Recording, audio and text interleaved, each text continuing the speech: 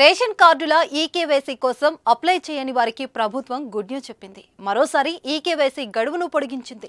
గత 2 నెలలుగా రేషన్ షాప్లో ఈకేవైసీ అప్డేట్ చేస్తున్న కొన్ని రేషన్ షాపుల దగ్గర భారీ లైన్లు దర్శనమిస్తూనే ఉన్నాయి. దీంతో అప్డేట్ చేసుకోవడానికి రేషన్ కార్డుదారులు చాలా ఇబ్బంది పడుతున్నారు. ఈ క్రమంలో ఈకేవైసీ గడువును పెంచుతూ తెలంగాణ పౌర సరఫరాల శాఖ ఉత్తర్వులు జారీ చేసింది.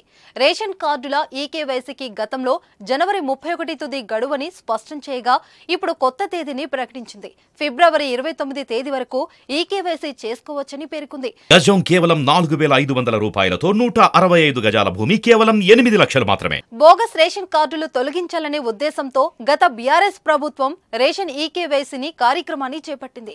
గత 9 ఏళ్లలో ఎంతో మంది చనిపోగా మరికొందరు పెళ్లిళ్లు చేసుకుని అత్తారింటికి వెళ్లిపోయారు. ఈ నేపథ్యంలో రేషన్ బియ్యం పక్కదారి పట్టకుండా ఈకేవైసీ చేపట్టింది. ప్రస్తుతం రేషన్ కార్డుల్లో పేరున్న వారంతా వేలుముద్రలు వెయ్యాలని స్పష్టం చేసింది. 2 నెలలుగా ఈ ప్రక్రియ కొనసాగుతుంది. రేషన్ దుకాణాలకు వెళ్లి ఈకేవైసీ చేసుకుంటున్నారు. ఇక ఈకేవైసీ కోసం ఆధార్ ధృవీకరణ, వేలుముద్రలు, ఐరిష్ వంటి గుర్తింపులు తీసుకుంటున్నారు. రేషన్ కార్డును ఆధార్ నెంబర్తో లింకు చేయడానికి మీ రేషన్ కార్డులున్న సభ్యులందరి ఆధార్ నెంబరు ఇవ్వాల్సి ఉంటుంది. వాటి ఆధారంగా ఈకేవైసీని పూర్తి చేశారు. ఇప్పటికే పలుమార్లు గడువు పొడిగించారు. తాజాగా ఆ గడువును ఫిబ్రవరి 29 వరకు పొడిగించారు. ఇలా మరోసారి గడువు పెంచడంతో మరో నెలల రోజుల పాటు అవకాశం వచ్చింది. ఫిబ్రవరి 29 లోపు రేషన్ ఈకేవైసీ చేయకపోతే రేషన్ కార్డును నకిలీగా భావించి డిలీట్ చేయనుంది ప్రభుత్వం. ఇలా డిలీట్ అయినట్లయితే ప్రభుత్వ డేటాలో మీ రేషన్ కార్డు వివరాలు తొలగిపోతాయి. దాంతో మీకు వచ్చే రేషన్ సరుకులు ఆగిపోనున్నాయి. మరోవైపు కాంగ్రెస్ పథకాలకు రేషన్ కార్డు చాలా కీలకం.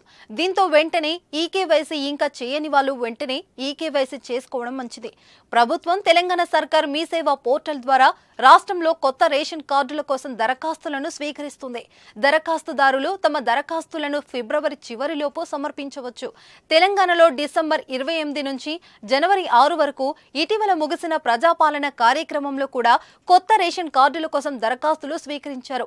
ఈ కార్యక్రమంలో సబ్సిడీ గ్యాస్, ఆర్థిక సహాయం కోసం అత్యధికంగా దరఖాస్తులు వచ్చాయి. 500 ధర కలిగిన సబ్సిడీ ఎల్పీజీ సిలిండర్ల కోసం మొత్తం 91.49 లక్షల మంది మహిళలు దరఖాస్తు చేసుకోగా 92.23 లక్షల మంది మహిళలు ఆర్థిక సహాయం కోసం దరఖాస్తులు చేసుకున్నారు.